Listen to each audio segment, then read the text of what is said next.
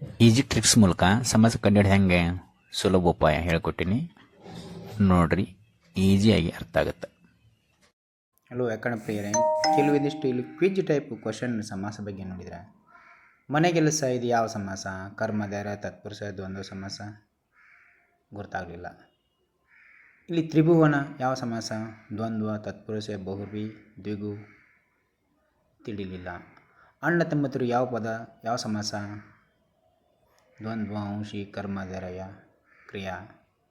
ಲಂಬೋದರ ಇದು ಯಾವ ಸಮಾಸ? ತತ್ಪುರುಷ, ಗಮಕ, ದ್ವಿಗು ಸಮಾಸ, ಬಹುರ್ವಿ ಸಮಾಸ. ಮುಂಗೈ ಇದು ಯಾವ ಸಮಾಸ? ತಿಳಿಲಿಲ್ಲ. ಹಲೋ ವ್ಯಾಕರಣ ಪ್ರಿಯರೇ, ಈ ಒಂದು ಸಮಾಸವನ್ನು ಸುಲಭವಾಗಿ ಗುರುತಿಸುವ ಒಂದು ಟ್ರಿಕ್ಸ್ ಹೇಳ್ಕೊಡ್ತೀನಿ. ನೀವು ಓದಿಲ್ಲ ಅಂತಲ್ಲ, ಎಕ್ಸಾಮ್ ಭಯದೊಳಗೆ ಕೆಲವೊಮ್ಮೆ ಗೊತ್ತಿದ್ದು ತಪ್ಪು ಮಾಡಿ ಬಂದುಬಿಡ್ತೀವಿ. 8 ಟ್ರಿಕ್ಸ್ ಮೇಲೇ ಹೇಳ್ಬೋದು ಇದನ್ನು.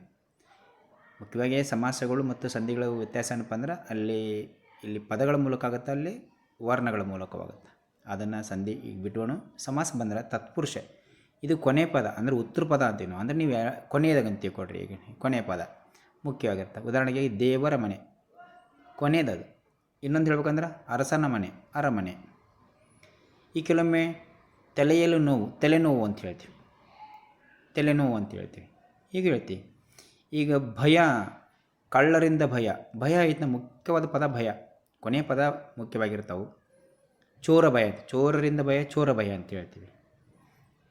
ಹೀಗೆ ಇಲ್ಲಿ ವಿಭಕ್ತಿ ಪ್ರತ್ಯಯಗಳು ಮುಖ್ಯವಾಗುತ್ತೆ. ವಿಭಕ್ತಿ ಪ್ರತ್ಯಯಗಳ ಆಧಾರವಾಗಿಯೇ ದೇವರ ಮನೆ ಅನ್ನೋದು ಷಷ್ಠಿ ತತ್ಪುರುಷ ಸಮಾಸ ಅಂತೀವಿ. ಚೋರರಿಂದ ಭಯ, ಚೋರ ಭಯ ತೃತೀಯ ತತ್ಪುರುಷ ಸಮಾಸ ಅಂತ ಹೇಳ್ತೀವಿ. ಹಂಗೆ ಡೆಪ್ತಾಗಿ ಹೋಗಿದ್ರೆ ಇಲ್ಲೇನಷ್ಟು ಸ್ವಲ್ಪ ನಾವು ಟ್ರಿಕ್ಸ್ ನೋಡಿದ್ವಿ ಅಂದ್ರೆ 4 ಆಪ್ಷನ್ ಒಳಗೆ ನಿಮ್ಗೆ ಕಂಡುಹಿಡಿಯೋಕೆ ಸರಳ ಆಗ್ತೈತಿ. ನೀ ಎರಡನೇದು ನೋಡಿದ್ವಿ ಅಂದ್ರೆ ಕರ್ಮಧಾರಯ ಅಂತ. ಇಲ್ಲಿ ಕರ್ಮಧಾರಯ ಬಣ್ಣ, ಹೊಗಳಿಕೆ, ಗುಣ ಮುಖ್ಯ ಆಗುತ್ತೆ. ಒಂದನೇ ಪದ ಆಗಿರ್ತದೆ, ಮೊದಲ ಪದ, ಫಸ್ಟ್ ವರ್ಡ್. ವಿಶೇಷಣ ಇರುತ್ತೆ. ಉದಾಹರಣೆಗೆ ಕೆಂಪು ತಾವರೆ, ಕೆಂದಾವರೆ. ಹೊಸ ಕನ್ನಡ, ಹೊಸಗನ್ನಡ. ನಡು ಕನ್ನಡ, ಕನ್ನಡವನ್ನು 3 ಭಾಗ ಮಾಡ್ತೀವಿ. ನಡು ಕನ್ನಡ, ಹೊಸಗನ್ನಡ, ಹಳೆಗನ್ನಡ ಅಂತ. ಪೂರ್ಣವಾದ ಒಂದು ನೋಡಿದರೆ ಹೊಸ, ಹಳೆ, ನಡು ಅನ್ನೋದು ಅದನ್ನು ಹೊಗಳಿಕೆಯಾಗಿ ನಾವು ತೊಗೊಂಡ್ಬಿಡ್ತೀವಿ. ಇಲ್ಲೊಂದು ಕೊಟ್ಟಾರಲ್ಲ, ಈಗ ಉದಾಹರಣೆಗೆ ಹಿರಿದು ಮರ, ಹೆಮ್ಮರ. ಹಿರಿದು ಹಾವು, ಹೆಬ್ಬಾವು, ಹಿಂಗೂ ಹೇಳ್ಬೋದು ನಾವು. ಪದಗಳದ ಉದಾಹರಣೆ ಸಾಕಷ್ಟು. ಅದರಿಂದ ಹೆಬ್ಬಾಗಿಲು ಅಂತೀವಿ, ಹಿರಿದು ಬಾಗಿಲು, ಹೆಬ್ಬಾಗಿಲು, ಇವು ನೋಡಿರಿ ನೀವು. ಅದರಿಂದ ಕರ್ಮಧಾರೆಗೆ ಬಣ್ಣ, ಗುಣ, ಹೊಗಳಿಕೆ ಮೊದಲು ಇರ್ತಾವು ಅನ್ನೋದನ್ನು ತಿಳ್ಕೊಳ್ರಿ. ಉದಾಹರಣೆಗೆ ಹಿರಿದು ಮೊದಲು ಐತಿ, ಇಲ್ಲಿ ಮರ, ಇಲ್ಲಿ 2 ನಾಮಪದಗಳು. ಇಲ್ಲೊಂದು ಬರ್ತು ನೋಡಿ, ದ್ವಿಗು ಅಂತ. ಇದು ಸಂಖ್ಯೆ ಇರುತ್ತೆ, ಫಸ್ಟ್ಗೆ ಸಂಖ್ಯೆನೇ ಇರ್ತೈತಿ. ಮೊದಲು ಪದ ಸಂಖ್ಯೆ ಇತ್ತು. 1, 2, 3, 4 ಹಿಂಗೆ. ಒಂದು ಕೆಲ, ಇಕ್ಕೆಲ ಹಿಂಗೆ ನೋಡ್ತೀವಿ. ಒಂದು ಕೆಲ, 2 ಮಡಿ, ಇಮ್ಮಡಿ. 3 ಲೋಕ, 3 ಲೋಕ ಅಂತ ಕೇಳ್ತೀವಿ. 4 ಮೊಗ, 4 ಮೊಗ. 5 ಇಂದ್ರಿಯ, ಪಂಚೇಂದ್ರಿಯ. 6 ಕೋನ, ಷಟ್ಕೋನ. 7 ಸ್ವರ, ಸಪ್ತಸ್ವರ. 8 ದಿಕ್ಕು, ಅಷ್ಟದಿಕ್ಕು. 9 ಬಂದರೆ ರಸ, 9 ರಸ, ನವರಸ. 10 ಮುಖ, ದಶಮುಖ. ಹಿಂಗೆ ದಶಮುಖೊಮ್ಮೆ ಕೊಟ್ಟಂಥ ಉದಾಹರಣೆ ಮೇಲೆ ಹೋಗ್ತದೆ. ದಶಮುಖೊಮ್ಮೆ ಬಹುರು ಸಮಾಸನೂ ಆಗ್ಬೋದು. ದಶಾನನ, ದಶಮುಖ ಕೆಲವೊಮ್ಮೆ ಹಿಂಗೆ ಬರ್ತಾವೆ. ಅಲ್ಲಿ 3ನೇ ಪದ ಪ್ರಖ್ಯಾತವಾಗಿ ಆ ಒಂದು ಅರ್ಥ ಬಂದಿದ್ದರೆ, ಕೆಲವೊಮ್ಮೆ ಒಂದು ಸಮಾಸ ಇನ್ನೊಂದಕ್ಕೂ ಟಚ್ ಇರುತ್ತೆ. ಒಮ್ಮೆ ಒಂದು ಸಮಾಸ ಇನ್ನೊಂದಾಗಿ ಹೇಳ್ತಾರ. ಅವು ನಾವು ಬಿಡಿಸಿ ಬರೆಯೋದ್ರ ಮೇಲೆ ಇರ್ತೈತಿ. ಅಲ್ಲಿ ಕೊಟ್ಟಂಥ ಪ್ರಶ್ನೆಗಳ ಮೇಲೇನೂ ಹೋಗ್ತೈತಿ. ಎಕ್ಸಾಮ್ ಅಂದರೆ ಎಲ್ಲರನ್ನೂ ಪರೀಕ್ಷೆ ಮಾಡೋದೇ ಅದು. ಅದರಿಂದ ಇನ್ನೊಂದು ಇಲ್ಲಿ ದ್ವಂದ್ವ ಸಮಾಸ. ಎಲ್ಲ ಪದಗಳು ಮುಖ್ಯ ಇರ್ತವೆ, ಎಲ್ಲವೂ ಆಲ್ ಆರ್ ಈಕ್ವಲ್. ಇಲ್ಲಿ ರಾಮ, ಲಕ್ಷ್ಮಣ, ಸೀತೆ. ರಾಮ, ಲಕ್ಷ್ಮಣ, ಸೀತೆಯರು. ಕೈ ಕಾಲುಗಳು ನೋಡು. ಆನೆ, ಒಂಟೆ, ತುರಗ ಅಂತಿರ್ತೀವಿ. ಆನೆ, ಒಂಟೆ, ತುರಗ, ರಥಗಳು ಅಂತಿರ್ತೀವಿ. ಆನೆ, ಒಂಟೆ, ತುರಗ, ರಥಗಳು. ಗಿಡ, ಮರ, ಬಳ್ಳಿಗಳು ಹೀಗೆ ಹೇಳ್ತೀವಿ. ಕಾಫಿಯು, ತಿಂಡಿಯು. ಅಣ್ಣನು, ತಮ್ಮನು, ಅಣ್ಣ ತಮ್ಮಂದಿರು. ಅಕ್ಕನು, ತಂಗಿಯು, ಅಕ್ಕ ತಂಗಿಯರು. ಹೀಗೆಲ್ಲ ಬರ್ತದೆ. ದ್ವಂದ್ವ ಅಂದರೆ 2 ಹೆಚ್ಚು ಪದಗಳು, 2 ಅಥವಾ 2ಕ್ಕಿಂತ ಹೆಚ್ಚು ಪದಗಳು. 2ಕ್ಕಿಂತ ಹೆಚ್ಚುಗಳು ಗಿಡ, ಮರ, ಬಳ್ಳಿಗಳು ಹಿಂಗೆ ಬರ್ತಾವೆ. 2 ಅಂತಲ್ಲ, 2ಕ್ಕಿಂತ ಹೆಚ್ಚು ಇರ್ತಾವೆ. ಎಲ್ಲ ಪದಗಳು ಈಕ್ವಲ್ ಇರ್ತಾವೆ. ನೀವು ಬಹುರ್ವಿ ಈಗಾಗಲೇ ಸ್ವಲ್ಪ ತಿಳಿಸ್ದಂಗೆ ಮೂರನೇ ಪದ ಮುಖ್ಯವಾಗುತ್ತೆ. ಇಲ್ಲಿ ಮುಕ್ಕಣ್ಣ ಶಿವ ಅಂತ ಅರ್ಥ, ಚಕ್ರಪಾಣಿ ವಿಷ್ಣು ಅಂತ ಅರ್ಥ, ವೀಣಾಪಾಣಿ ಸರಸ್ವತಿ ಅಂತ ಹೇಳ್ತೀವಿ ನಾವು, ಚತುರ್ಮುಖ ಅಂತ ಹೇಳ್ತೀವಿ, ಚತುರ್ಮುಖ ಬ್ರಹ್ಮ ಅಂತ ಹೇಳ್ತೀವಿ. ಹಂಗೂ ಆಗ್ತೈತಿ. ಒಮ್ಮೆ ದಶಮುಖ ಅಂತ ಹೇಳ್ತೀವಿ. ಹಿಂಗೂ ಬರ್ತಾವೆ. ಆದರೆ ಇಲ್ಲಿ ಕೊಟ್ಟಂಥ ಪದ ಮುಖ್ಯವಾಗಿ ಟ್ವಿಸ್ಟ್ ಮಾಡೇ ಕೇಳಿರ್ತಾರೆ. ಇಲ್ಲಿ ನಾವು 3 ಕಣ್ಣು ಉಳ್ಳವನು ಯಾವನು ಅವನು ಮುಕ್ಕಣ್ಣ, ಪಾಣಿಯಲ್ಲಿ ಚಕ್ರ ಉಳ್ಳವನು ಯಾವನು ಚಕ್ರಪಾಣಿ, ವೀಣಾಪಾಣಿ ಅಂತ ಹೇಳ್ತೀವಿ. ಕೆಲವೊಂದು ಬಿರುದುಗಳಿರ್ತಾವೆ, ಮುರಾರಿ ಅಂತ ಹೇಳ್ತೀವಿ. ಹೀಗೆ ನಾವು ಉದಾಹರಣೆಯನ್ನು ನೋಡಿದ್ವಿ ಅಂದರೆ 2 ಪದ ಅಲ್ಲದೆ 3ನೇ ಪದದ ಅರ್ಥ ಅದು ಬಯಸ್ತಿತ್ತಂದ್ರೆ ಬಹುವ್ರೀಹಿ ಸಮಾಸ ಅಂಥೇಳಿ. ಇದೊಂದು ಟ್ರಿಕ್ ಇದು. ಅಂಶಿ ಸಮಾಸ ಅಂದರೆ ಒಂದು ಪೂರ್ಣ ಭಾಗ ಅದರದ್ದೇ ಒಂದು ಭಾಗ, ಒಂದು ತಲೆ ಅಂತ ತಗೊಳ್ಳಿ, ಪೂರ್ಣ ತಲೆ ಮುಂದೆಲೆ. ಈಗ ಒಂದು ಕೈ ಕೊಟ್ಟರಲ್ಲ, ಕೈ ಪೂರ್ಣವಾದ ಭಾಗ ಅಡಿ ಅದರದ್ದೇ ಒಂದು ಭಾಗ, ಅಡಿ ಅಡಿ ಅಂದರೆ ಮುಂದು. ಅಂಗಾಲು ಅಂತ ಹೇಳ್ತೀವಲ್ಲ, ಕಾಲ ಅಡಿ ಅಂಗಾಲು, ಕಾಲ ಮಧ್ಯೆ ಮೊಣಕಾಲು, ಹಿಂಗೆ ಅರ್ಥ. ಕೈಯ ಮಧ್ಯೆ ಮೊಣಕೈ, ರಾತ್ರಿಯ ನಡುವೆ ನಡುರಾತ್ರಿ, ಹಗಲಿನ ನಡುವೆ ಮಧ್ಯಾಹ್ನ, ಹಗಲಿನ ಮಧ್ಯೆ ಮಧ್ಯಾಹ್ನ, ಹೀಗೆ ನೋಡ್ಬೋದು ನೀವು. ಇನ್ನು ಗಮಕ ಇಲ್ಲೇನಿರ್ತಾವೆ ಸರ್ವನಾಮಗಳಿರ್ತಾವೆ, ಅವನು ಅವಳು ಅದು ಅಂಥೇಳಿ. ಇಲ್ಲಾಂದರೆ ಕೃದಂತ, ಉಂಡ ತಿಂದ ಬಂದ ಹೋದ, ಕ್ರಿಯಾಪದಗಳಲ್ಲ. ಬಂದನು ಹೋದನು ಅನ್ನೋದು ಬೇರೆ, ಉಂಡ ತಿಂದ ಹೋದ, ಹೀಗೆ ಕೃದಂತಗಳಿರ್ತಾವೆ. ಕ್ರಿಯಾಪದಗಳು ಹಾಗೆ ಇರ್ತಕ್ಕಂಥ ಇನ್ನೊಂದು ಪದ, ಅಲ್ಲೇ ನಾವು ಅಖ್ಯಾತ ಪ್ರತ್ಯಯಗಳಿರಲ್ಲ. ಉಂಡ ಮಾಡಿದ, ಓದಿದ, ಹಿಂಗದ ನೋಡಿಲ್ಲ.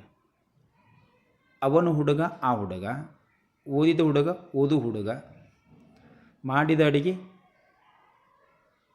ಹೀಗೆ ಬರ್ತಾವೆ ಮಾಡಿದ. ಇನ್ನು ಕ್ರಿಯಾ ಸಮಾಸ, ಇಲ್ಲಿ ಕ್ರಿಯಾಪದ ಮುಖ್ಯ ಇರುತ್ತೆ ನೋಡಿ. ತಿನ್ನು, ಬಂದು, ಕಾರು ಇಂಥ ಬರ್ತಾವೆ. ಉದಾಹರಣೆಗಾಗಿ ಹಣ್ಣನ್ನು ಪೂರ್ಣವಾಗಿ ಇಲ್ಲಿ ಉಲ್ಟಾ ಇರ್ತೈತೆ ಪದ. ತಿನ್ನು ಕೊನೆಗಿರುತ್ತೆ, ಕ್ರಿಯಾಪದಗಳು ಕೊನೆಗಿರ್ತಾವೆ. ತೊಳೆ ತಿನ್ನು ಕೊಳೆ ಕೊನೆಯದು. ಕಾರು ಅಂತ, ಕೆಂಡವನ್ನು ಕಾರು ಕೆಂಡ ಕಾರು, ತೊಡು ಬಳೆಯನ್ನು ತೊಡು ಬಳೆದೊಡು. ಹೀಗೆ ಟ್ರಿಕ್ಸ್ ನನ್ನ ಮೂಲಕ ನಾವು ಕಂಡುಹಿಡಿಬೋದು. ಮೊದಲಿಂದ ನಿಮಗೆ ಹೇಳಬೇಕಪ್ಪ ಅಂದರೆ ಇಲ್ಲಿ ಸುಲಭ ಟ್ರಿಕ್ಸ್ ಏನು, ತತ್ಪುರುಷಕ್ಕೆ ಕೊನೆ ಪದ ಅರ್ಥ ಇರುತ್ತೆ, ಕರ್ಮಧಾರಕಿಗೆ ಮೊದಲು ಪದ ಗುಣ ಬಣ್ಣ ಹೊಗಳಿಕೆಯನ್ನು ಹೊಂದಿರ್ತಾವೆ, ದ್ವಿಗು ಸಮಾಸಕ್ಕೆ ಮೊದಲು ಪದ ಸಂಖ್ಯೆ ಆಗಿರ್ತೈತಿ, ದ್ವಂದ್ವಕ್ಕೆ ಎಲ್ಲ ಪದಗಳು ಮುಖ್ಯ ಆಗಿರ್ತವೆ, ಬಹುವ್ರೀಹಿಗೆ 3ನೇ ಪದ ಹೊಸ ಅರ್ಥವನ್ನು ಕೊಟ್ಟಿರ್ತೈತಿ, ನೆನ್ಪಿಟ್ಕೊಳ್ರಿ. ಅಂಶಿ ಸಮಾಸ ಒಂದು ಪೂರ್ಣ ಭಾಗ ಅದರದ್ದೇ ಆದ ಒಂದು ಭಾಗ, ತಲೆ ಅನ್ನೋದು ಪೂರ್ಣ ಭಾಗ ಅದರದ್ದು ಮುಂದೊಂದು ಒಂದು ಭಾಗ, ಕೈ ಅನ್ನೋದು ಪೂರ್ಣ ಭಾಗ ಅದರದ್ದು ಅಡಿ ಅನ್ನೋದು ಒಂದು ಭಾಗ. ಗಮಕ ಸರ್ವನಾಮಗಳಿರ್ತಾವೆ, ಅವನು ಅವಳು ಅದು ಅಂಥೇಳಿ, ಇಲ್ಲ ಕೃದಂತಗಳಿರ್ತಾವೆ, ಮಾಡಿದ ಉಂಡ ಓದಿದ ಅಂಥೇಳಿ, ಇವುಗಳನ್ನು ನೋಡ್ಬೋದು ನೀವು. ಕ್ರಿಯಾ ಅಂದರೆ ಇಲ್ಲಿ ಕೊನೆಯ ಪದ ಕ್ರಿಯಾಪದವಾಗಿರ್ತೈತಿ. ದ್ವಿತೀಯ ವಿಭಕ್ತಿಯನ್ನು ಒಳಗೊಂಡ ಒಂದು ನಾಮಪದ ಇರುತ್ತೆ. ಇನ್ನೊಂದು ಸ್ವಲ್ಪ ಹೆಚ್ಚಿಗೆ ಹೇಳ್ಬೇಕಂದ್ರೆ ದ್ವಿತೀಯ ವಿಭಕ್ತಿಯನ್ನು ಒಳಗೊಂಡ ಒಂದು ನಾಮಪದ ಇರುತ್ತೆ. ಏನೆಲ್ಲವೂ ಅರ್ಥನೇ ಆಗ್ತಾವೆ, ಸುಲಭ ಇರ್ತಾವೆ. ಸ್ವಲ್ಪ ಅರ್ಥ ಮಾಡಿಕೊಂಡು ಕೆಲವು ಟ್ರಿಕ್ಸ್ ಬಳಸಿ ನೋಡಬೇಕು, ಉದಾಹರಣೆ ನೋಡ್ತಿರ್ಬೇಕು. ಸ್ವಲ್ಪ ಕ್ವಿಜ್ ಟೈಪ್ ನೀವು ಮತ್ತೊಮ್ಮೆ ಶೇರ್ ಮಾಡ್ಕೊಂಡು ನೋಡಬೇಕು. ಇದನ್ನು ಈಗ ಹೇಳಿದ್ದನ್ನು ಇನ್ನೊಂದು ಸಲ ತತ್ಪುರುಷ, ಕರ್ಮಧಾರಯ, ದ್ವಿಗು, ದ್ವಂದ್ವ, ಬಹುವ್ರೀಹಿ, ಅಂಶಿ, ಗಮಕ, ಕ್ರಿಯಾ ಹೀಗೆ ನೆನ್ಪಿಟ್ಕೊಳ್ರಿ. ನಿಮಗೆ ಅಲ್ಲಿ ನೆನ್ಪು ಮಾಡ್ಕೊಂಡ್ರೆ ಸ್ವಲ್ಪ ಅರ್ಥ ಆಗುತ್ತೆ. ನೆನ್ಪು ಮಾಡ್ಕೊಳ್ಳೋದು ಒಳ್ಳೆಯದು. ಸರಿಯಾಗಿ ಕಲಿ ಮುಂದಾಗನ ಅರ್ಥ ಮಾಡ್ಕೊಂಡು ಕಲೀರಿ ಅನ್ನೋದು. ಮತ್ತೆ ನೋಡಿರಿ 100% ಬರುತ್ತೆ, ಗ್ಯಾರಂಟಿ. ಇದಕ್ಕೆ ನಾನೇ ಸಾಕ್ಷಿ. ಇಷ್ಟೊತ್ತನ ಪಾಠ ನೋಡಿದ್ರಲ್ಲ. ಈಗ ಸಮಾಸ ಬಗ್ಗೆ ನೋಡೋಣ. ಸಮಾಸ ಅಂದ್ರೇನು ಈಗ ಹೇಳೇ ಬಿಡ್ತೀರಿ ನೀವು. 2 ಅಥವಾ ಅದಕ್ಕಿಂತ ಹೆಚ್ಚು ಪದವು ಅರ್ಥಕ್ಕನುಗುಣವಾಗಿ ಒಂದಾಗಿ ಸೇರೋದು. ಬಂದ್ಬಿಡ್ತು ಉತ್ತರ ನಮಗೆ. ನೆಕ್ಸ್ಟ್ ನೋಡೋಣ.